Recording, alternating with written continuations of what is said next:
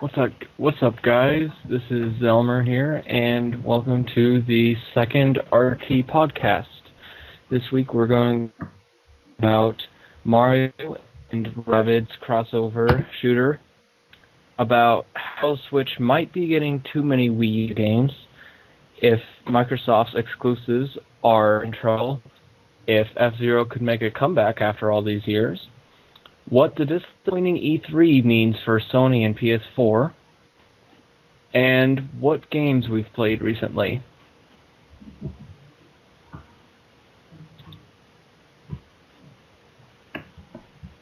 Alrighty, so would we like to start with the Super Nintendo Classic? I have the information up right here.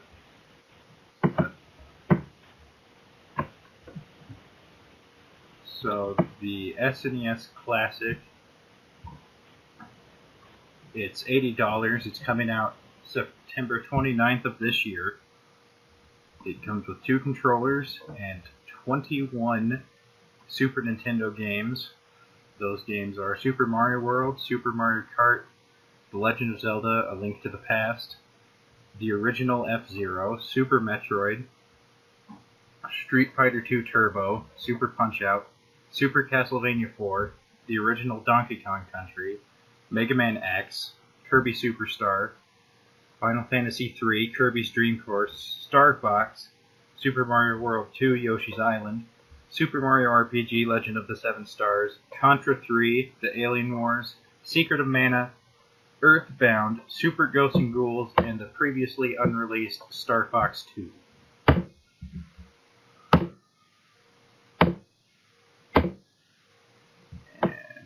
It will use Wii remote ports, so you can also use your classic controller on the system, and it will have 2 ports so that you can do multiplayer gaming with your friends.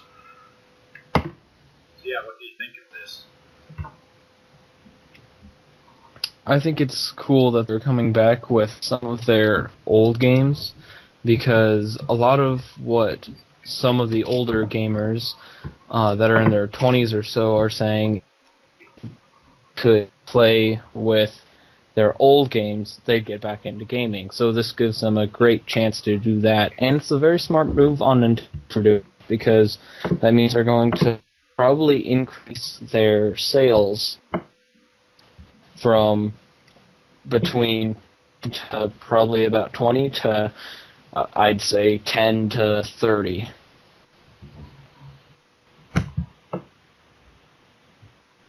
Yeah, I think it's great. I'm definitely going to buy one, even though I have a Super Nintendo. Just because, well, Star Fox 2 is reason enough, because that game, the finished version of Star Fox 2 has never been released, even on the internet. Just because one of the creators of Star Fox owns the copyright to it, and he's never released it, and it's probably sitting in the shelf somewhere at Nintendo.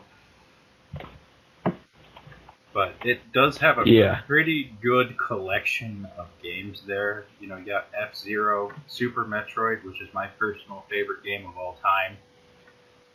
A Link to the Past, a lot of people put that as the best Zelda game ever. Super Mario World, same, a lot of people put that as the best 2D Mario ever. And the original Star Fox hasn't aged super well, but it's still fun. So, yeah, Earthbound, another one that a lot of people love. So you take what is often considered one of the best consoles of all time, re-release it at a pretty affordable price point. I think this makes up for the discontinuation of the NES Classic, because you have none of these games really, other than maybe the original Star Fox, have aged poorly. And comes with 2 controllers, so you don't have to go out and buy the second one to play, Mario Kart with a buddy, or do Street Fighter 2, whatever you're gonna play. Yeah. Which is also great. So yeah, it's a great way to get older gamers back into gaming, and Nintendo especially. And it's a great way to give younger gamers that weren't around for, the time when the SNES was king, or even like us in the after portions where they were still pretty common, give younger gamers a chance to play all these great games that they would have never had the chance to otherwise.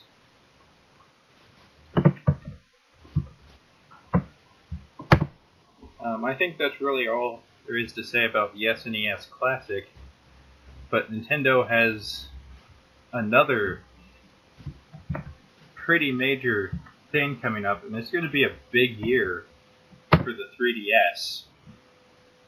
They revealed a few 3DS games at E3, and it's already been a pretty promising year.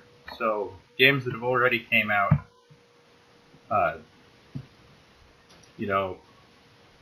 the only one I can think of this so far is the new Fire Emblem game came out. But you got 2 new Pokemon games coming out for the 3DS at the end of this year. Fire Emblem Warriors, even though that's coming out on the Switch too. I can't remember the name of the RPG, but there is a big RPG coming out for it as well. Hey Pikmin, and there are still others on top of that list. I think it's a great thing for Nintendo to keep the 3DS going. But also they need to kind of taper it off at the beginning of next year. So what do you think of the 3DS having a big year? I, as a 3DS user, am glad that it's new games. And personally, I think they can keep it around as long as they want, as long as it doesn't get to an area where they're just trying to make money off of it and the games start coming out too fast or something like that. But if they're about to get a new console, then yeah, I agree that they should start tapering off what they start doing with the 3DS, that they can put their full attention towards the new console, or either one or the other is going to dramatically be worse. Yeah, and the Switch is also going to have a big year. I mean, don't worry. The Switch has plenty of big-name games coming out for it. And Nintendo had one of the better E3 conferences, but the Switch is really going to bulk up next year. So, yeah, I think it's great as a 3DS owner. The 3DS will end up being one of the consoles that, if you include the backwards compatibility, have the largest library of games of all time. It might even beat out the Game Boy Advance, which had 2 consoles worth of backwards compatibility, which is very impressive. Yeah. So, and there's a new Metroid game coming out in September. A lot of people excited about that. Myself included, of course. Yeah, I bet. When was the last good Metroid game that came out? 2007. 10 years ago. And, it is a remake, but oh my gosh, it looks so good. And then, of course, they revealed... sometimes remakes are better than new games. Yeah. They revealed Metroid Prime 4 for those that didn't hear about that, in addition to some... So, which brings us to our next topic. No one expected Metroid to make a comeback. No one expected Star Fox to make a comeback. They've revealed both of those at E3.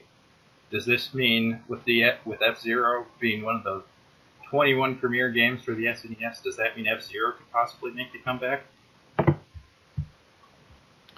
Well, if you look at some of the current games on the Wii U and the Switch, such as the Sonic Racers or whichever game that is, yeah, racing. They're so similar in names, all of the games. If you look at that, it's basically F-Zero, and they even put in old F-Zero maps. So, in my eyes, that means there's still quite a lot of love in that game. So, I wouldn't be surprised if they made some remakes of it. Now, I don't know if they'd be able to make a full new game just because a lot of what that game is nostalgia, and they might not get a lot of positive feedback if they go around and change mechanics or car types or speed or even maybe just the soundtrack. Yeah, the last F-Zero game was F-Zero GX on the GameCube, which is extremely expensive because that game didn't sell well, and it's kind of the reason F-Zero fell off the face of the earth. There were a few on Game Boy Advance.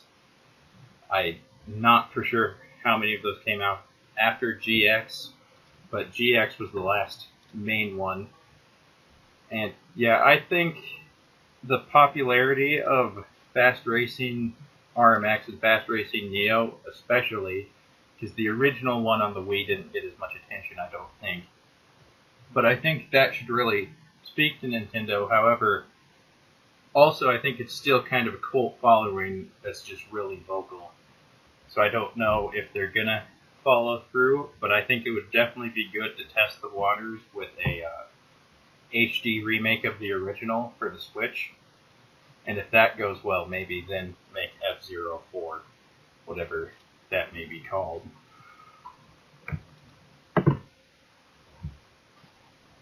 Anything else to add?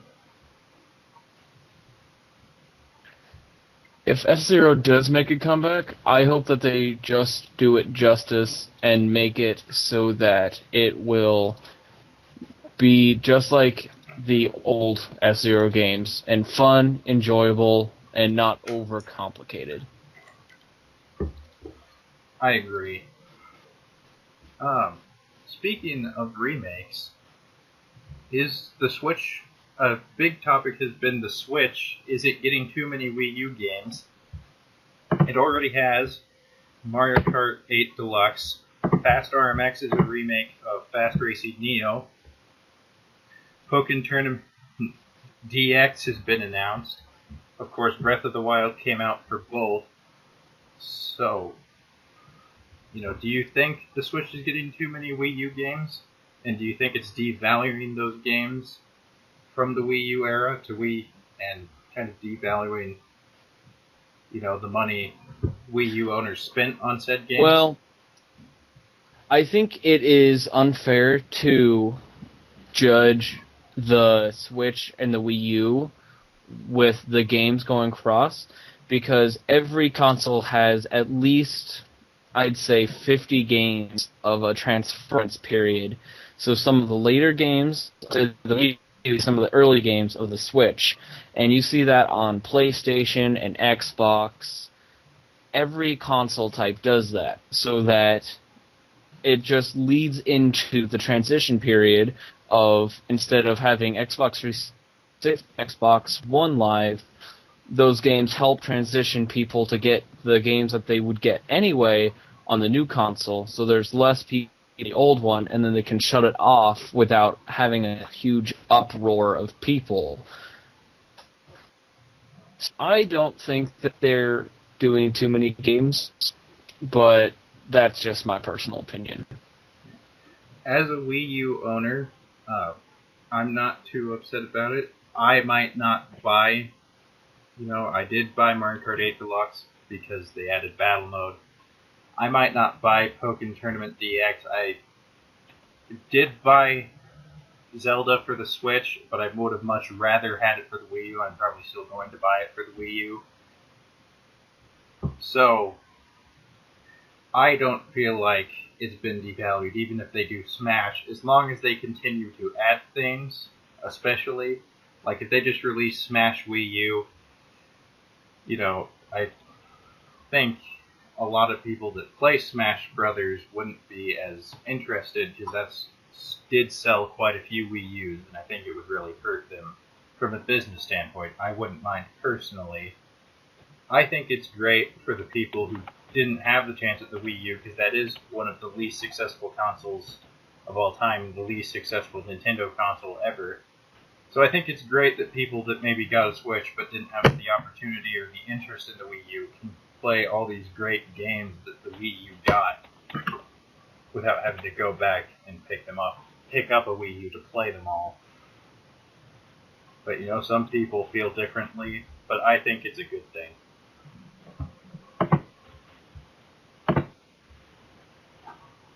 So, do you have anything to add? No. Alrighty. Let's talk about the custom characters in Sonic Forces. I don't know if you've seen this. This is fairly old news, but as many of us know, original characters created by fans, OC characters, as they're often called, have been kind of a black mark, and part of what makes people fearful of reading fan fiction for years, especially from the Sonic community. Now, Sega's giving those same people the opportunity to make a custom character in the new 2017 Sonic Forces, which will be coming out this winter during the holiday season. And I'm quite frankly very scared. What about you? Well, I'm not a huge Sonic person, so I guess I wouldn't know fully if it was a good game or a bad game. However, if it deviates from what the normal Sonic games are, I don't think it could be considered as good as some of the old ones. So, in old games like that, it's best for you to kind of keep them the same way, to an extent. Yeah, and the custom character, how Sonic Forces is arranged is there's classic Sonic, modern Sonic, and the custom character, which all play differently. And I'm not so much scared for the game itself, I'm just scared to see what sadistic things the Sonic fan community decides to put on the rest of the world. Because that's not really my thing. I don't really play a ton of Sonic, so yeah, it makes me a little fearful for what's going to be on YouTube when that game comes out. Well, YouTube has something for everyone, so you're either going to find what you want and be okay with it, or you're going to find more than what you want and be a little disappointed. So everyone's entitled to kind of do their own thing, but I agree that sometimes people do go a little too far. But it's just going to have to be what it's going to be. Yeah, and lots of E3 stuff here. So, Mario and Rabbids are getting a crossover tactical shooter. It was originally revealed at Ubisoft's press conference, and then I don't know if it was Nintendo Treehouse or their actual conference. They revealed more of it. I didn't watch either of those. So, since I haven't really seen any gameplay, I don't know what to think of this Mario Rabbids crossover. Do you have any thoughts on it? Well, they're kind of treading on some new ground, so I think until everyone sees what the game is, and not even like seeing gameplay, but actually when people start sitting down to play it, I think that's the point when we can judging it, because too often people judge games and what they look like instead of how they're actually going to play. So other than that, I don't really have any comments on it. Yeah, I think it's very possible that the Rabbids part could cause some people to stay away from it.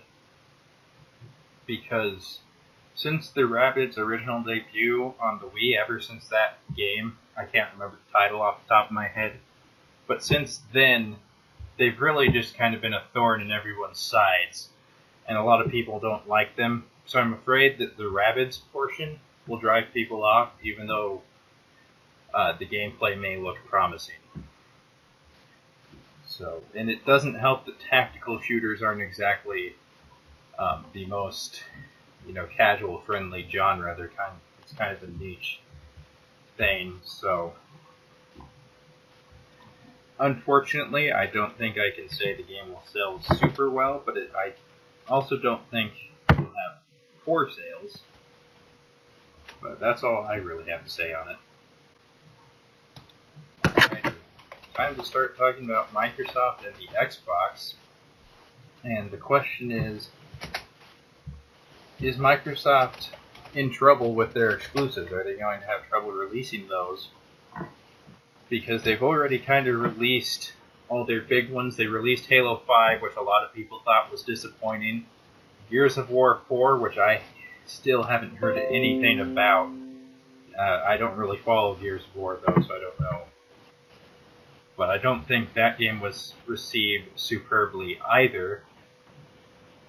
And then some other... They have Crackdown 3 and Sea of Thieves waiting still. However, Fable Legends has been cancelled, Scalebound has been cancelled, and we're still waiting for something from Phantom Dust. Those last three were all revealed the same time the Xbox One was revealed. Microsoft just can't get these exclusives out, and some of them, like Scalebound, for example, weren't even in-house exclusives. So it's kind of concerning for the first-party exclusives, or even third-party exclusives area, and there have been a lot of exclusives such as Rise, Son of Rome, Dead Rising 3. Both those games were intended to be exclusive and no longer are. Of course, there were those rumors about Sunset Overdrive. However, I don't believe that ever actually got onto PC. But there were talks about it. So Microsoft is having trouble keeping things on the Xbox, especially since they're pushing this Windows 10 stuff. Now, it's making people less interested in the Xbox because they could just play it on their computer. So what do you think? Is Microsoft in trouble in the exclusive department?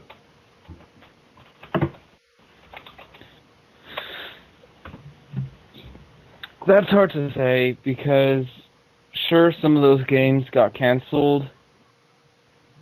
In another area, some of their other bigger games are still going to come out. So their Halo franchise is still fairly strong.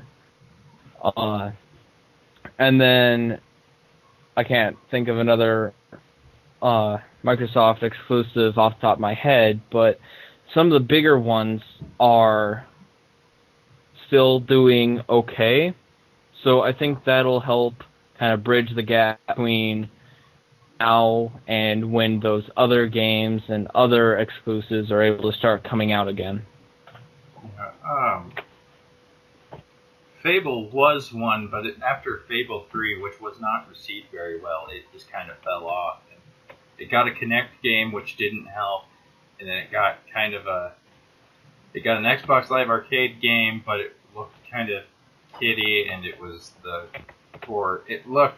it had puppets. It didn't look like a Fable game, which should have been traditionally rated M. I think it was rated like E10+. It looked like a cash-in, basically, and it wasn't a full game. So I think they really hurt the reputation. Fable Legends looked super promising, and then they canceled it. Scalebound, from what I've heard, is more on Platinums. That was more an issue between the companies than it was the actual game itself. So, I don't think Microsoft's going to have much luck getting third-party exclusives. However, it seems like with Sea of Thieves, which is going to be one of their big games, either this year or next year, I can't remember for sure when it's coming out. It seems like Rare is going to get back on the map, which will help a lot. Because Microsoft acquired Rare to push the Xbox, and then Rare just fell because all of the people that were making the great games for the N64 quit from Rare when Microsoft acquired them. So, yeah, I think it's disappointing. Phantom Dust hasn't been canceled, but there's been no news about it since 2013. And the original Phantom Dust, for those that don't know, it was originally a Japanese exclusive on the very first Xbox, the OG Xbox. And then it got so popular over there, it eventually came to the United States. And it's one of the more expensive games on the original Xbox. So I was really hoping that the new Phantom Dust, I was really excited for that. But I think if Microsoft cuts the PC thing and keeps them on the Xbox, they'll have good luck with their exclusives, but they're going to need to keep it on only the Xbox One. Anything else to add? No, I think you said about everything that needed to be said on that. So, this is our final topic. And what does the disappointing E3 mean for Sony and the PlayStation 4? And a lot of people felt Sony had one of their weaker E3s in the last few years. They're often, regarded, Sony conferences are often regarded as one of the better ones every year, consistently. This year, they just did a bunch of trailers, which turned some people off, and they didn't really reveal a ton of exciting games. So, what do you think that means for the PlayStation 4, which is basically holding up Sony by itself? Well, every console has a rough year here and there, so this might be the PlayStation. But at the moment, it's hard to how E3 presentations are going to affect their sales and their overall year. But I agree that they should have worked a little harder to really hype up their next upcoming year, because I feel like a lot of people left E3 just kind of flabbergasted that it was so boring on Sony's end, not really wanting to do anything with them at the moment. Yeah, Microsoft didn't really, they focused mostly on the Scorpio, which is $500, and I think Microsoft not really having anything other than Sea of Thieves, which is uncertain and it only appeals to a certain number of people, and Crackdown 3, which Crackdown 1 was good from what I've heard, and Crackdown 2 was not as good from what I've heard, so that's also an uncertain title. I feel like because Microsoft's not going to have as great of a year, and the Switch really isn't intended to compete with the Xbox and the PlayStation, that Sony should be alright.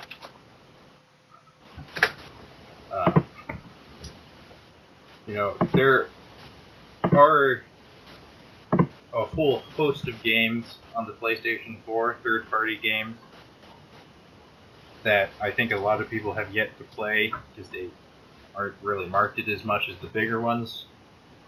For example, I've been looking at Nier Automata for a while, and I apologize for that, I accidentally opened up the wrong program. Sony has plenty of games, and there might be indie titles and all that kind of stuff coming to the PlayStation 4 to help it out. And with their backlog, and they have a lot more to appeal to everybody than Microsoft does. Microsoft does a really good job at appealing to more casual gamers, especially, but it's kind of known for its shooters and action RPGs and the very popular genres, and not so much the niche genres Sony has become known to offer. So I think the PlayStation will be fine, but it might be a rough year with Super Mario Odyssey and stuff coming out for the Switch. Any other thoughts? Yeah. this year, like you said, will be fine, but Sony definitely needs to step up their game for this year, or else if they have too many bad years in a row, people are going to stop coming back to them or stop hoping that next year is going to happen. Kind of like the farmers in California. They just stopped hoping on the rain. Yeah. Well, I mean, the Switch is going to have a big year next year. So Sony has to have a good year next year. And Microsoft, too, because the Switch has a very good shot. It's getting a new Yoshi game, new Kirby game, Metroid Prime 4, a new Pokemon game, main series Pokemon game. And it has a lot coming up for it. It'll probably get a Smash Brothers game. So 2018 looks pretty good for the Switch. Virtual Console will probably start on there. So there are a lot of things coming up for the Switch. Sony definitely has to have a better 2018 compared to even their 2016. I personally thought was a little weaker. So they definitely have one of their better years next year if they want to stay in the game. But I think It might be one of those things where, kind of, say in a tsunami wave, before the wave hits, everything, like all the tide gets really lowered. So that might be this year, where next year is where everything I think maybe they are waiting for next year. And something odd about 2017 is it seems like a lot of the big, really great games got released before E3, so there was nothing big to talk about after E3, except for Nintendo because they released the Switch. So I feel like that also contributed to their problem, is they had a big first half of the year, so they can't have as large of a second half. Yeah. That covers it for all our planned topics. Is there anything else you wanted to talk about? How about Destiny 2 looking? I forgot to mention Destiny 2. That is a timed exclusive for the PlayStation. They'll have content first, which probably isn't going to help them any, but Destiny 2, I haven't really seen anything of it. I noticed it has a DLC planned for it as well, expansion pack 1 and 2. It looks like it might end up like the first game for me, where it comes out pretty bare bones and not that great, but after the DLC collections come out, maybe it'll be worth picking up at a lower price. On sale. I think they're going to do a good job with Destiny 2, because it looks like they put a lot of effort into the storyline and how things are going to work fluidly. They have some new weapon types out, some new specialists out. I think all around it's going to be a good, fresh start for Destiny. Yeah. One more topic I want to talk about, thinking about lack of content, is Star Wars Battlefront 2, the EA version, the new one. They say it's going to have 3 times as much content as the original. The thing about it is, the original had less than 1/3 of the content than expected for a AAA $60 game when it came out. So do you think Star Wars Battlefront 2 will be up to expectation? Or do you think it's going to kind of flop because they burned people with the original, or the first one, last time? Well, I just hope, as a huge Star Wars fan, that however it ends up, it does better than the disgrace that was the last Battlefront released. Yeah, I hope it's better. I think it's probably not going to have very good sales out of the gate until people can see it. I think the huge Star They're going to Wars... need really, really good reviews for it to really get into people's minds to get. Yeah. I think they should be smart and allow as much YouTube coverage as possible of that game so that people can see it in its entirety, because they would be, quite frankly, not very intelligent to not, because people will be more hesitant to buy it if they can't see it. The only problem with that, though, is that it's not going to explain all of the problems that, say, the first one had with, like, DLC being the entire game. So,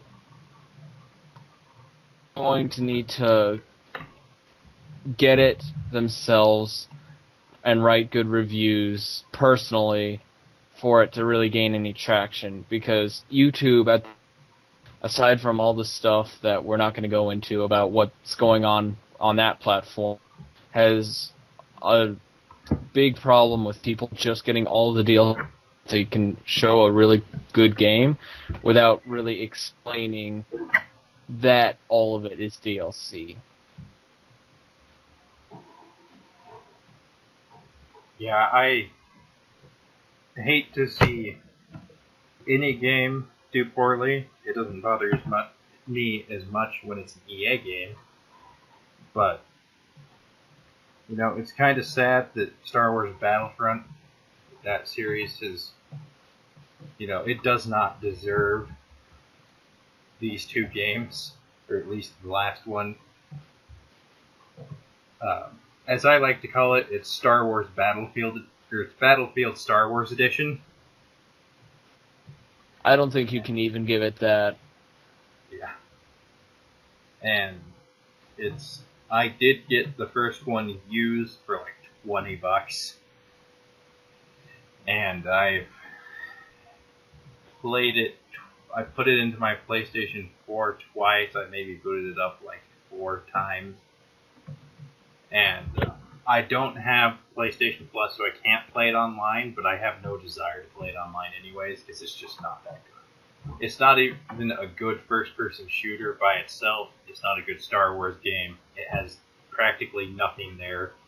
So they're going to need to really tighten up the mechanics and just make it much better all around for Battlefront 2.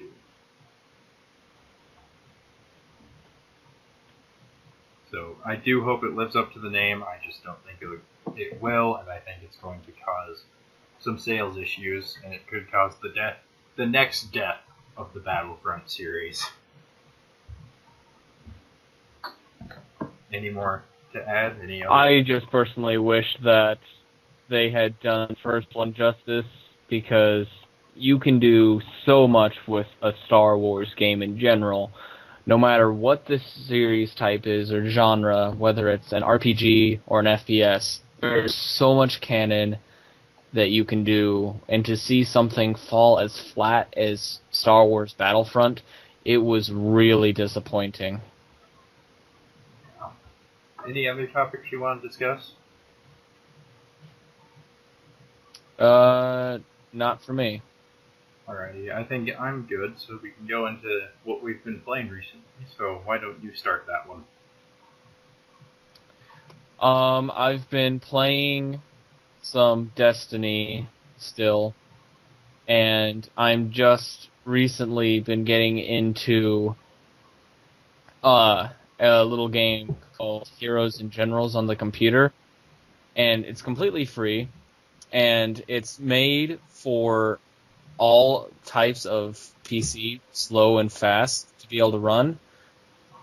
The only problem with it is because it's been formatted to run for pretty much every PC, it doesn't have the best graphics. However, it actually teaches you how to play FPS more than, say, Call of Duty. So for that reason, I have been really enjoying it, because it's a fun challenge. Yeah, I have been playing Fire Emblem Path of Radiance a lot recently, and that game can be very frustrating, especially when you have a at least 4-stage chapter and it doesn't tell you. so that you can be prepared, and you go in completely unprepared and people just start dying left and right and you have to reset, but you can't go back to the base to prepare yourself. Anyways, I've been playing plenty of Fire Emblem Path of Radiance. I've been playing some Fate, not as much recently though, and that's really about it for what I've been playing. So, one game to recommend? I actually have two and one of them you just reminded me of, which is Fate. It's an older game, but it was ahead of its time, and you can find it on Steam for like $8, I think it is. So it's super cheap, and it was probably one of the better computer games of its time.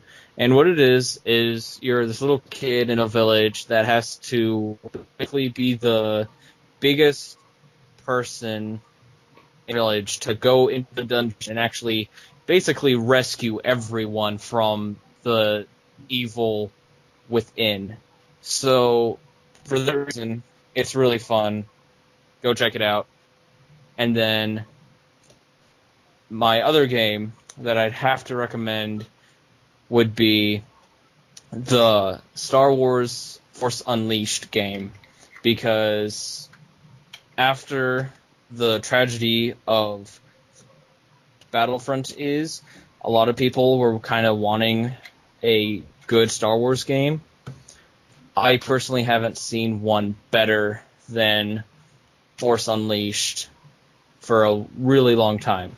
So, practically since Knights of the Republic, or Knights of the Republic 2, or the old. Yes, honestly, not since Knights of the Republic.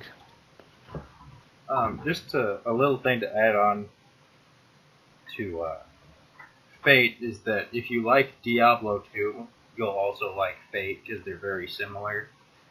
And it came out during that time that PC gaming looked bleak, and it actually kind of helped revitalize it. It was towards the end of that era, right around before Steam came out, so it's an excellent game.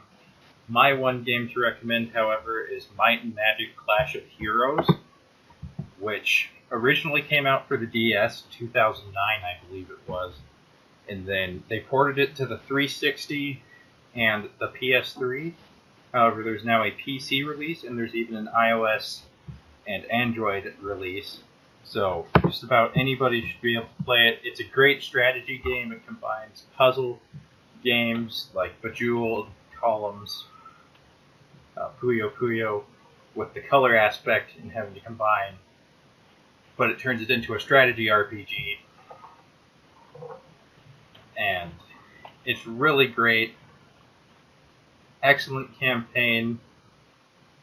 And it also has, if you get the console version or the PC version, it has online I don't know about the phone, I don't have it. It has local multiplayer for at least the console and DS versions. Then it also has online battles. So it's just a great game all around. If you like strategy games or puzzle games, you'll probably like Clash of Heroes. And it's pretty cheap. I believe it's $15 on PC. So it's a really great strategy game that leaves itself open to a lot of different strategies. So that's my game to recommend. Do we have anything else to add? No, I don't believe so. Alrighty, so would you like to do an outro then? Thanks, guys, for listening to the second RT podcast. It was actually scheduled to be the third, but sadly our recorded files of the second that we had recorded got corrupted somehow, so here we are. Yeah. What's